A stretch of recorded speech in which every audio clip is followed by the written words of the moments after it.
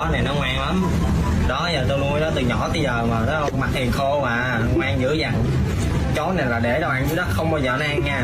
Chừng nào nói chừng cho nó mới ăn. Để đồ ăn dưới đất thì không bao giờ ăn. Khôn dữ dằn lắm. Nè coi nè. Để miếng chuối nha.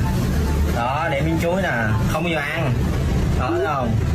Đó nó nghe lời dữ lắm. Rồi để thêm miếng cá nữa nè. Đó không bao giờ ăn luôn. Đó thấy không? Ngoan không ngoan không? Nào mà nó chỉ cho nó mới ăn nha.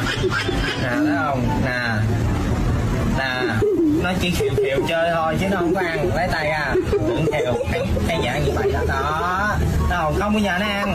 Đó thấy không? Thấy chó khô không? Nè nè cho nè ăn đi. Nè cho nè. Đó 괜찮아. 괜찮아요. 괜찮아.